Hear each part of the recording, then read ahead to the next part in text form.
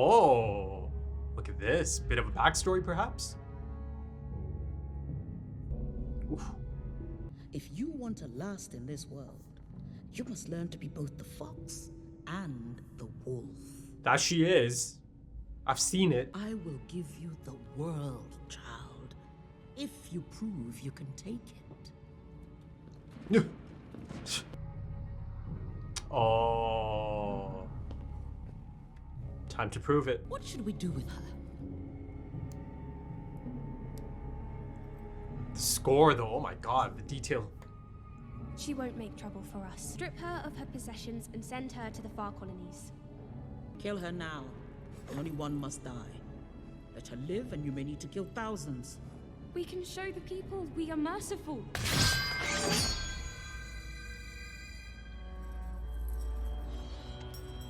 A wolf has no mercy.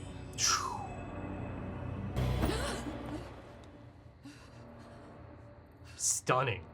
Look at this. Oh. Ah.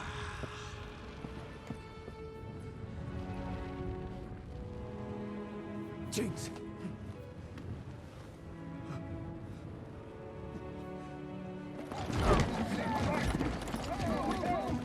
You don't see Silco like that often, right?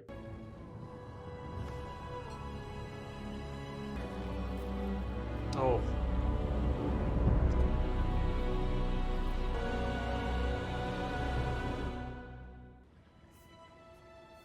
Man, how many times do you have to see him dead like that? They like, watch, look, never forget. Sir, we've secured the area. I've got orders to escort you back into the city. Whoa. Sir? Oh, All right? so graphic, right? Oh, the expressions, the detailed expressions, so impressive. Even now, 7 episodes in.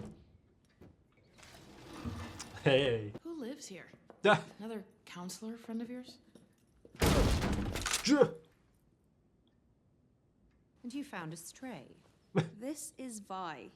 She's from the Undercity. So I see. Could we have a word, Caitlin? In private. The dad's the softie, isn't he? You understand you've broken several laws. She was doing what she thought was right. You know what else reflects on the council? It's citizens living on the streets, being poisoned, having to choose between a kingpin who wants to exploit them and a government that doesn't give a shit. Caitlin.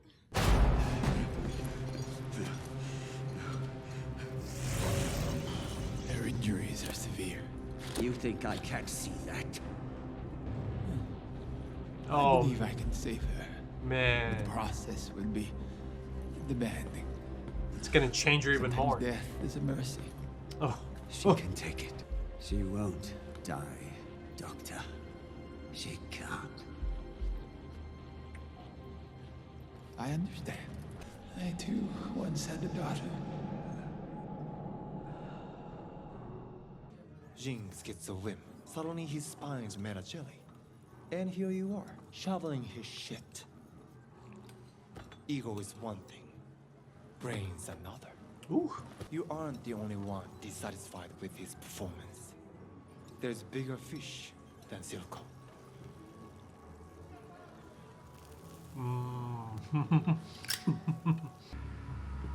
The letter that came in.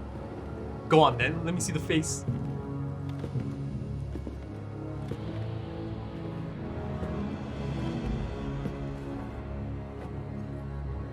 Oh. Whoa.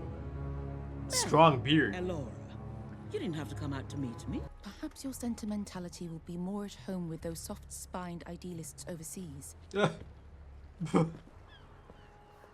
Wow. Your brother's gone. What happened? I'm here to help guide you to the right decisions. I don't need your guidance.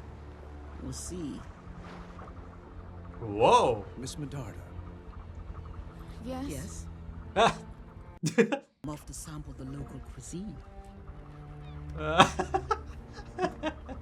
We'll present our case to the council tonight.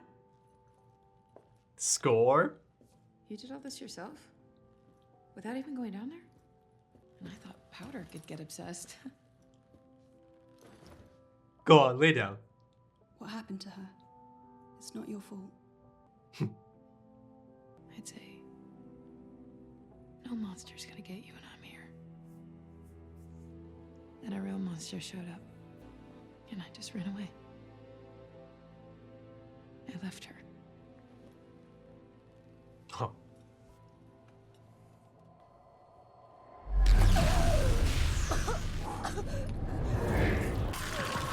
I'm so sorry, Powder.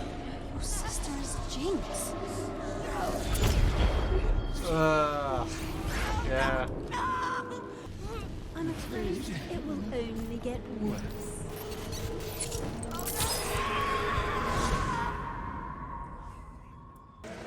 Oh. Yeah. Now you really get to have a look, right? Oh my god. Watch it, FMAB. Oh.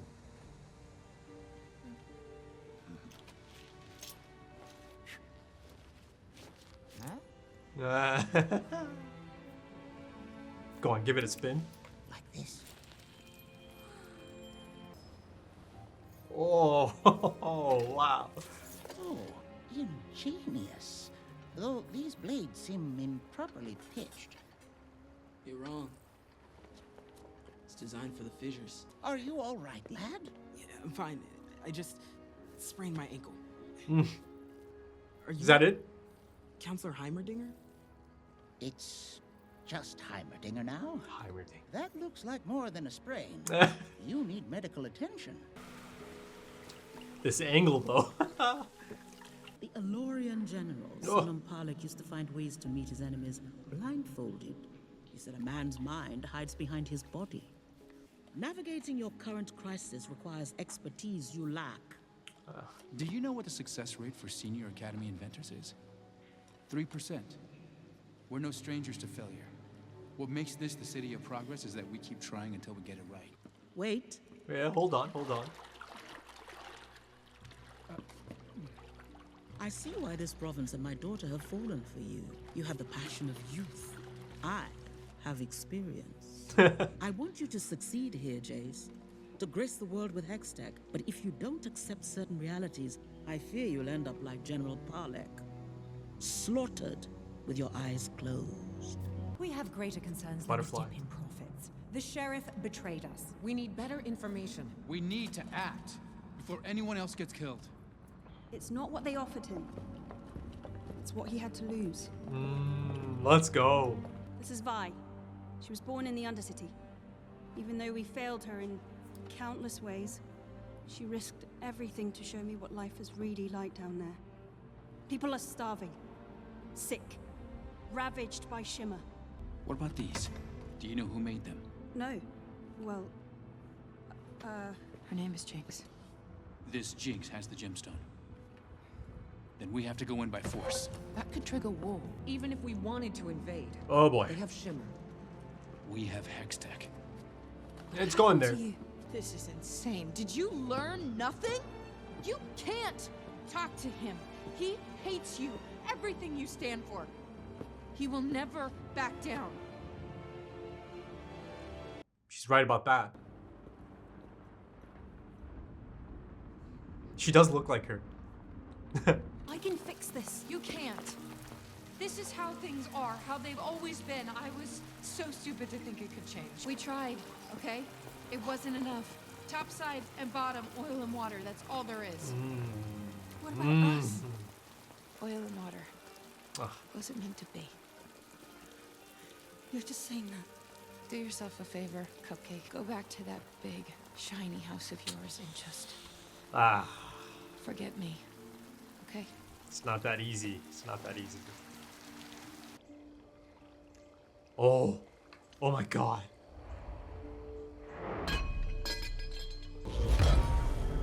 That ship in the background?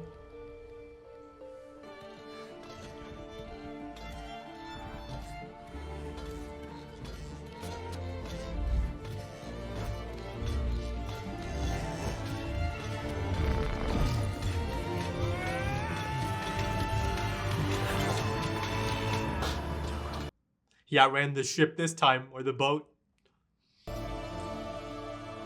More? Need more of that.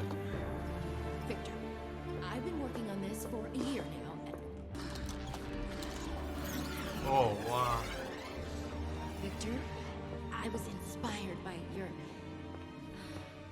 Everything you do inspires me. You're about to see a different sight.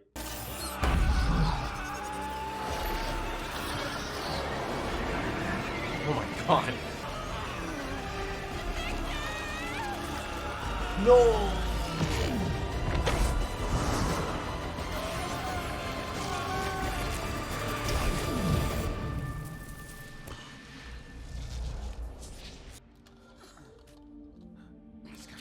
Sky?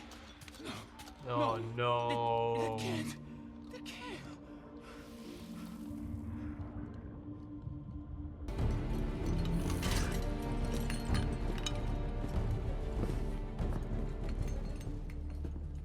You want to make Silco pay for what he's done? I could have you arrested. You guys really like to bandy that threat around. You ever been to Stillwater? No, I want to make Silco pay. I want in. There is no in. You heard the council. Fuck the council. You said you were tired of doing nothing. That's the only sensible thing that came out of anyone's mouth tonight. I'm not a vigilante. Score. No. Ah! You're a victim. Oh no! Whoa! That feels like a moment. Just so people notice you when you raise your hand in the boardroom? We built them for mining the fissures. They're gonna be used for something else. Someone close to me had a pair of these. The big man. So, we got a deal?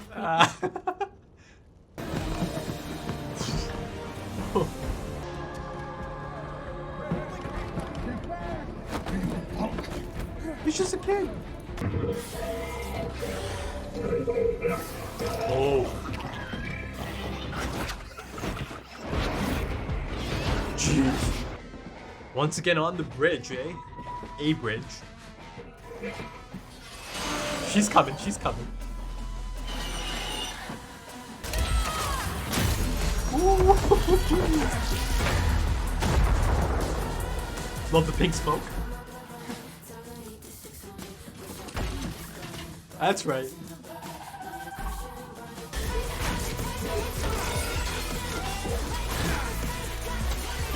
Maybe just a little bit unrealistic that he's able to, but he does have that.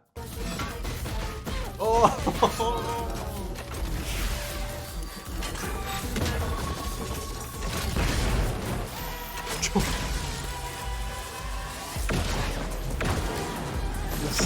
That look in his face.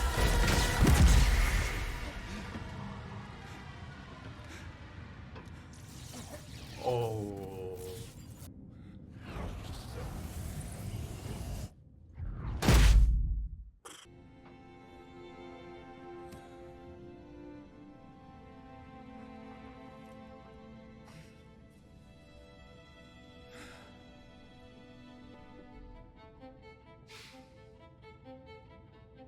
A lot of kids.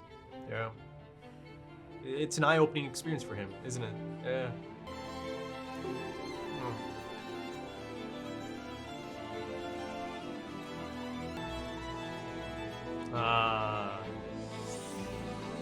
Thinking about that moment. If only she could go back. If only. Oh. Oh. Oh. Jeez. Jinx was here. That's the monkey.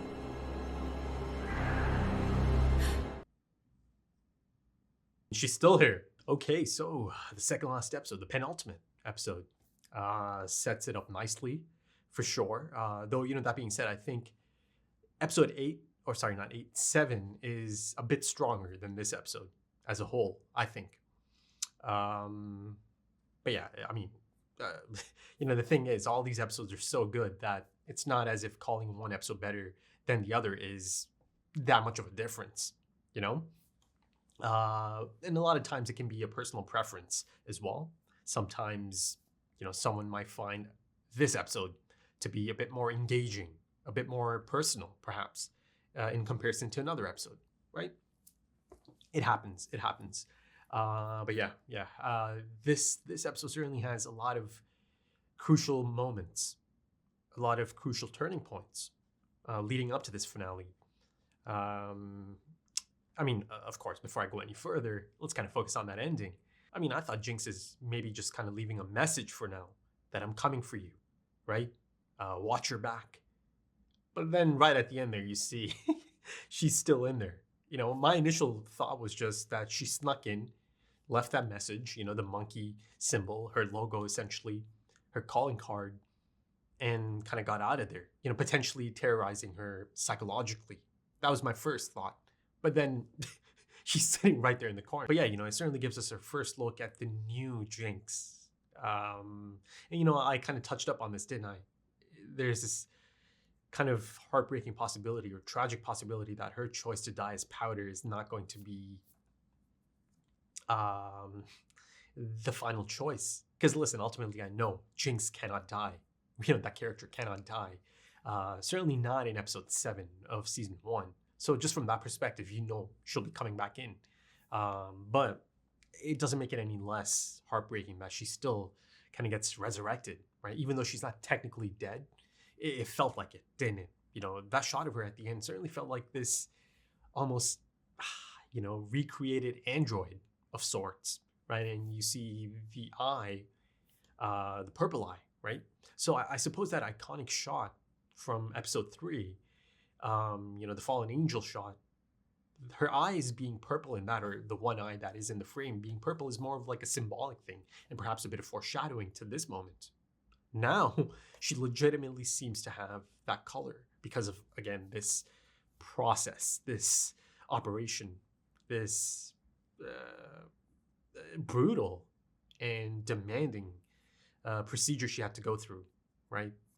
Now listen, of course, Silco, as this guardian figure, is essentially trying to do everything possible to make sure his daughter lives, right? That she cannot die. She must not die. That being said, of course, there's his selfish attachment to Jinx as well. But also there is that notion of him needing the individual that is Jinx, the mind that is Jinx, the talent that is Jinx, right? So there is a selfish element to this as well. But, at no point did I think that was the only reason. First of all, it truly felt like, he really let his guard down. You barely see Silco like that, right? And you see immediately it kind of spread around Undercity in the lanes. Silco kind of lost his backbone. And once again, you do see that history is kind of repeating itself. Once again, it's Silco who takes Powder or Jinx away from that situation, right? That explosive situation, much like he does in the conclusion of episode 3. And just like in that episode, Vi could not get to her. She just could not get to her again, right? The first time around, it was because Marcus took her, put her to sleep. This time, there's a lot of traffic in the middle. There's a lot of obstacles in the middle, right? Now, to me, it wasn't clear if she's actually able to see Silco and Jinx and them turning around and then going back, or if Silco was able to see her, because it feels like there's a lot of traffic in the middle, right? So I don't know. I think it was more so showing us her reaction and then showing us Silco's reaction in terms of how things played out here, right? He now knows that they've lost their man, Marcus. And, like I said, they really focused on Marcus, his dead body, a few times, right? And then you see that Jace gets to see the things he put into motion, because surely he must be feeling so much guilt at that moment, right? He just could not stomach it either. And it's quite the grisly aftermath, the carnage that Jinx does cause, right? The massacre that Jinx was responsible for, essentially. It's really quite graphic in its detail. You see blown out brains, or you saw a lot of blood coming out of the head. I'm speaking of the bodies, the dead bodies, and all that. So yeah, Jace is kind of going through it in this episode. And of course, Mel's mom coming into the picture did not help Jace either, because you see that she was able to influence Jace. She tried to influence her daughter, but her daughter is, her daughter, you know? But she goes to Jace next, or she meets with Jace next, and you see that, yeah, her influence is immediately recognizable in the council meeting, right? You see that Mel herself notices that he's behaving in a different manner. And she's clever enough and intelligent enough to know that, okay, he's behaving in a different manner because he has been influenced. And I'm sure she gathered or put together that her mom kind of might have been in his ear, right? And listen, I've got to say, this late in the game to introduce a character like Mel's mom, and you'll have to excuse me, but I'm pretty sure they didn't say her name, right? Her actual name? Maybe in the credits, but they didn't actually say it in the show. So for now, I'll call her Mel's mom. I mean, I think that's a fantastic introduction to a new character this late in the game. That's really impressive, really impressive. I like her. I really like her quite a bit. I mean, look at that. That is yet another addition to the brilliant roster of female characters in this, I almost call it anime, in this show, right? This is some of the best I think I've seen. One of the best collections of fantastic, brilliant, strong female characters in anything. Live action, anime, this sort of animation.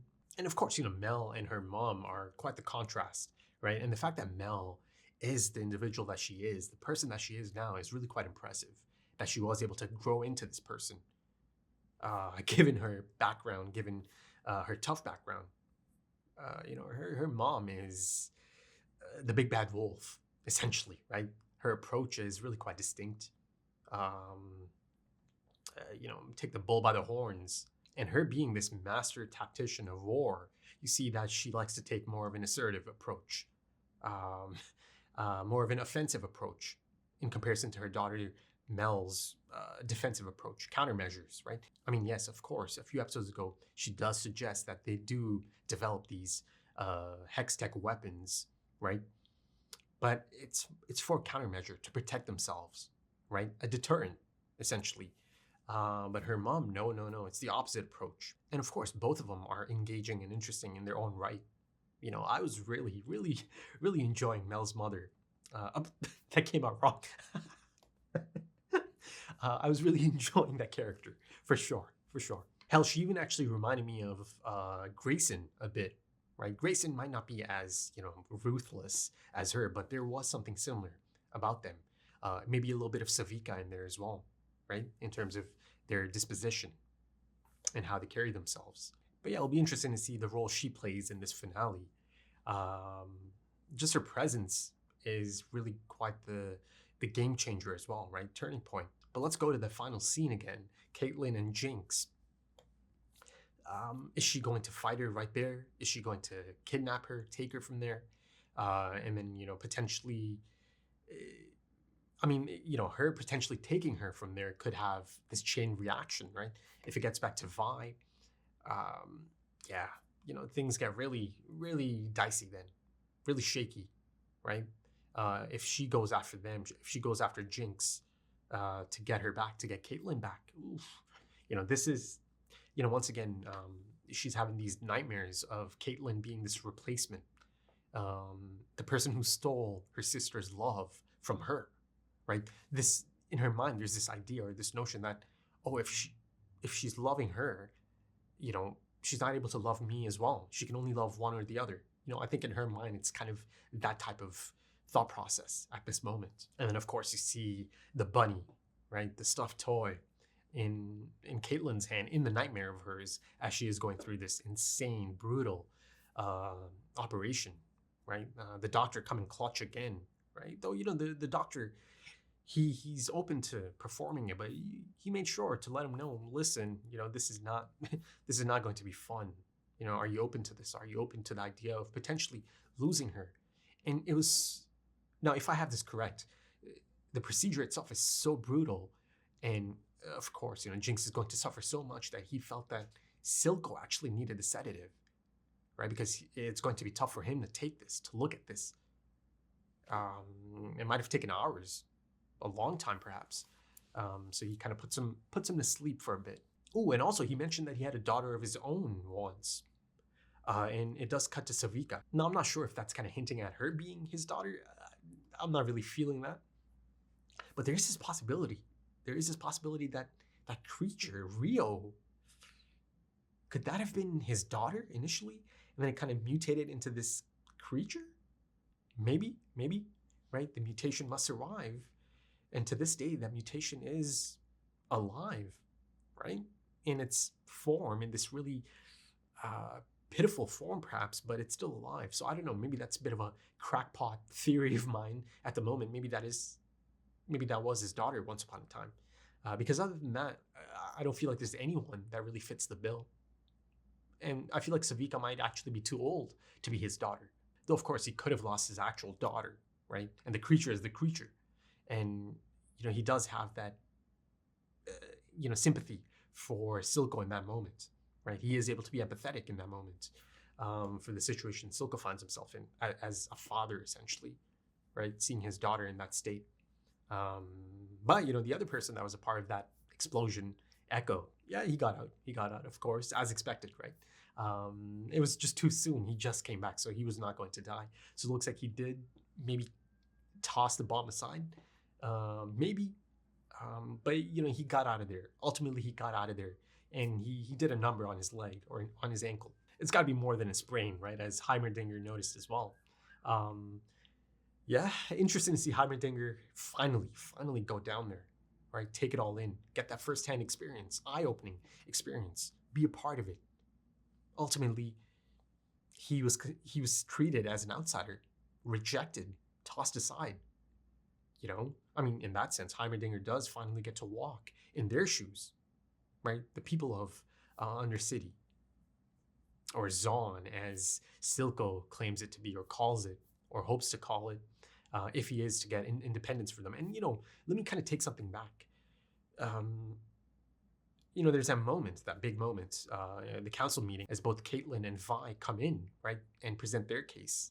She said something along the lines of, "Oh, he's not going to negotiate. You cannot expect to negotiate." And I agreed at that point. I said something like, "Oh, she's right. She's right about that." No. Let me take that back. I think Silco is open to a discussion, a conversation, negotiating perhaps, but from a position of strength, right? A few episodes ago, I think he mentioned something along the lines of he wants to scare them enough. That's all you really have to do. You just have to scare them, right? And then possibly negotiate from a position of strength, from a position of power, right? So I think he could be open to that. And I really hope there is a sit down of sorts. Silco on one side and whoever else representing the other side, right? Maybe a few of them together. Even if it doesn't ultimately play out, I just need a scene of them actually just talking it out. Even if it is tough to maybe listen to for each one of them, let's kind of hear each other's perspective on the matter, right?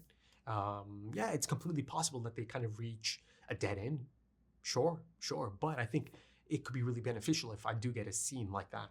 I really hope I get a scene like that. So yeah, I kind of retract my statement. I think he is open to negotiating, but from a really specific position. Silco, that is. And, I've got to say, Vi, once again, that's her personality. That's her disposition, right? She's encouraging them or imploring them, rather, to, attack him or go after him, right? Shut him down. I'm not sure if that's a right approach, right? Mel's approach in that moment is essentially, it's tough to say if it's a correct approach because there really is no definitive answer to this. But Mel's approach, perhaps at that point in time, is essentially the path of least suffering. And if you look at the options, right, you look at things like, if they do nothing, inaction could allow the crisis to fester, right? Then perhaps it's a bit too late or the time for diplomacy has passed, right? Unfortunately. And then, the path of taking action, definitive action, that approach certainly comes with its own risks and consequences, right? And you see it does kind of play out like that, doesn't it? Because ultimately, even if the scene leading up to it, the fight sequence, Vi and Jace together, back to back, it's by design, And deliberately, it's really quite a engaging and exciting sequence, isn't it? But then just like that, it's like a gut punch, right? Jace accidentally kills a child. And look at that. Hextech in his own hands, in the hands of its creator, ended up killing a child. And then if you look at Victor on the other end, and I'll get to Victor, of course. I think I just saw essentially my top 3 scenes of the entire show in this episode. I really did, but you see that sorry about that. You see that unfortunately something he had a hand in developing and creating ends up getting someone killed. Sky ends up dying. But yeah, after that really engaging and exciting sequence, there's that gut punch. And the same thing happens in the Victor scene, right? In that triumphant, cathartic, fulfilling, emotional scene. It's a gut punch. Him back in the lab. And there in the lab, he just cuts this really desperate figure, doesn't he? Right? Almost like an addict. And you see that he gets reckless. Both of them kind of become reckless. You know, a lot of characters become reckless in this episode. And, you know, he's out of shimmer. He's out of shimmer, but he's not ready to be patient. At that moment, he's just so, I don't know, he's so dialed in that he wants to just do it. He wants to just do it raw, essentially. He cuts in those markings, right? I can't remember the right term for those markings. But he cuts them in and he's trying to do it without the shimmer. And he would have died, right? He would have died. Correct me if I'm wrong, but he would have died if Sky doesn't come in and ends up essentially dying on his behalf. Her coming in, it's tragic, it's heartbreaking, but she ends up saving him. Unknowingly, of course, right? Because I suppose the Hex Core takes that as the price, as the toll. Kind of goes through a Victor, right? Maybe he's acting like this conduit in that moment. And then of course you have Sky, who has no exposure to any of this, right? That took me by surprise. I did not see that coming. I did not expect that. You know, I thought maybe he's you know, he might see her and he might disengage, but it looks like even if he was trying to disengage, he was getting sucked back in. You see the Hex Core pulls his hand back in, right? And then he sees her disintegrate in front of his eyes. So how's that going to affect him psychologically, right? I mean, essentially, I think it's a case of I've gone too far. I'm in too deep at this point. You know, that's the cost. And I have to kind of continue on this path. Though, of course, he's going to have to get more shimmer. But yeah, you know, Sky's life essentially gave him a new hand. But as I am on the topic, how about that scene? How about that scene? Oh my goodness. I just love that moment. You know, I got really emotional in that moment. And the animation, the art direction, the quality of that animation is stunning. So fluid, right? The running. My goodness, there was something just so special about that sequence. I feel like it was given the attention that it deserved. A moment such as that deserved a lot of attention, and it got it. It got it. That animation was just beautiful. And then, of course, you know, him outrunning the ships in the background, or the boats in the background, is a beautiful touch as well. Now, his body is able to keep up with his mind, his brilliant mind, right? But it's a different type of body. It's a different type of body. And, you know, these are the early stages. Essentially, that was his first test, right? And you see the results of that test really had him quite essentially excited, and he was getting a bit of tunnel vision as well. You know, he immediately wanted to get back in there and go again, right? Improve again. But yeah, Caitlin, really thinking back to that moment, that breakup moment, you know, she's trying to just run it back. All of us have been there. It felt so realistic, so relatable, right? Maybe not in that context, you know, maybe not a breakup, just in other scenarios, other situations. All of us have played back a scenario in our minds over and over again, right? Just agonizing over the small details and how you could have done something differently. So I thought it was so effective in putting us in her shoes at that moment, right? Oh, I should have done something differently. Oh, maybe she didn't mean this. You know, like, let me have a look at her face. You see in that sequence, you know, she's trying to remember her expression, but the thing is, Vi is actually trying not to make eye contact, trying not to face her, because of course, realistically, she doesn't truly mean it, right? She is saying it just for saying it, as Caitlin kind of gathered, because ultimately, I think she is trying to create a little bit of distance, because ultimately, it's the age-old case or approach of, you know, I'm trying to protect this person I love by pushing them away, right? Because I don't want them to be caught up in any more of my nonsense or any more of my fights, right? You see that she was planning on taking the fight to Silco, right? And she goes to Jace next because she saw, she saw that this homie Jace is seeing red as well, right? She was able to read his situation. He was able to get a read on him, right? Really quite effectively. So she knew she can go in there and she can get him to join her. Come on in, right?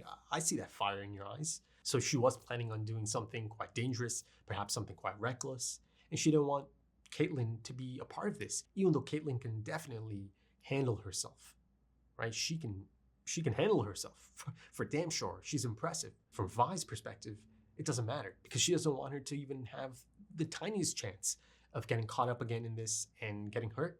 But yeah, I really enjoyed all of their scenes together once again. Yeah, you know, these two together, you know, the character dynamic and the potential romantic angle as well. It's one of my favorite parts of this show. I mean, I just really, really enjoy seeing these two characters together, right? Makes for a lot of fantastic moments, you know, funny moments, serious moments, emotional moments, all of that. And also, I've got to say, I really enjoyed Caitlin's mom. Oh, God damn it, I said it again.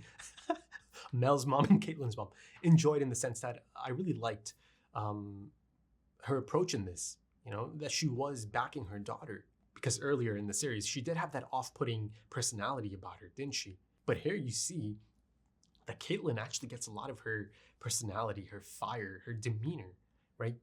Her feisty nature from her own mother. So I love seeing that. And then, of course, you see that her father is the softie of the two parents, right?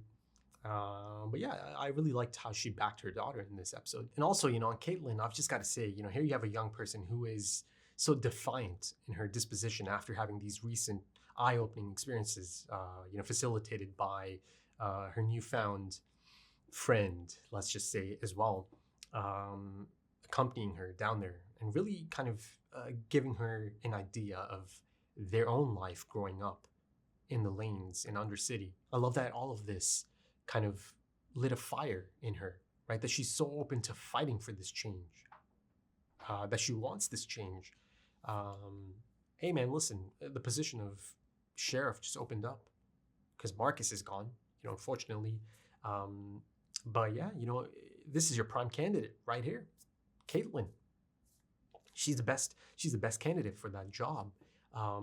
If it gets to that point, you know, in the next episode, let's see, because a lot needs to happen in the next episode, doesn't it? I'm hoping it's a longer episode, you know, hopefully 50 minutes, something along those lines. I'm not sure if it's going to be an hour long, but 50 minutes, hopefully. But, you know, I've got to say the Jace and Vi team up was actually quite enjoyable because those two together really just click, don't they? And it's a bit of a reunion as well, isn't it? You go all the way back to episode 1. That kind of kicked all of this off, right? Them going to his apartment, right? And Jace even kind of saw a glimpse of her, right? He's kind of in and out of a daze and he sees her through the crack of the door.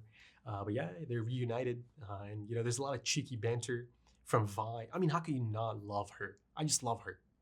You know, she's easily one of my favorites alongside Caitlin, you know, Silco and Victor. Those are the ones that really stand out immediately. You know, I really enjoy Jinx as a character as well. Listen, you know, I'm specifying, but there's something to like about all of these characters because they feel so authentic, so flawed, right? All of them. There's something to like about all of them. But of course, there's a handful of them that I really, really like, right? And gravitate towards. But yeah, calls him pretty boy at one point. But yeah, to end it off, let me kind of focus on that scene. Jace. seeing the child die, right? See the life kind of fade from his eyes. This is someone he killed, you know? And once again, you know, the whole concept of making sure that Hextech doesn't fall into the wrong hands doesn't matter. In the hands of its creator, it ended up killing a child. And of course, it hurts. It hurts him for sure. But then, you know, the scene I really found quite striking is him looking up and really clocking that this factory is full of children. Now, listen, I'm not sure if this is Silco's doing, if he actually put this into motion, right? Listen, I'm sure they might be getting paid, but I'm not sure. I don't know enough to, you know, make a statement here. Oh, Silco is the one who's using child labor. He's the one who's initiating this, bringing children in. Maybe this is always the case. Not saying that makes it okay or anything. And again, I'm not even sure if they are being paid something, right? Maybe they are. I think they might be getting paid something for their time and effort. But yeah, you know, something about all of them looking down at that scene was so striking to me. That they're seeing this man, right? This man who's dressed up to the gills, looking like this higher up, standing above the dead body of someone that is just like them, one of them, essentially. So right then and there, you kind of feel that the cycle of violence is certainly alive, that it's certainly continuing, right? That just then and there, you have 20, 30 of them that are just full of resentment at that point, looking down at that man, Jace. But yeah, I think that does it for this one, folks. Oil and Water, eh? Perfectly titled, adequately titled. But you know, but there's also that imagery, that notion of blood and water. Those, you know, those can mix. And actually, lastly, on that analogy, the title of the episode as well, you know, it's applicable to so many different aspects of this. It's applicable to the whole Powder and Jinx conundrum as well, right? You see that essentially at this point, in Vi's mind, these are two different personalities, essentially two different people even, right? Oil and water. They just don't mix. I mean, at the council meeting, there's a big step that she takes, right? Caitlin is a little bit standoffish about that aspect of it, you know, because she knows it's her sister. You know, she tells her, oh, I got this. I'll take it from here. You don't have to cover it. It was Jinx. But of course, you know, she's saying Jinx. To me, it felt like she's not able to overlook the person her sister's become and the things that she caused on that bridge. So until the finale, take it easy.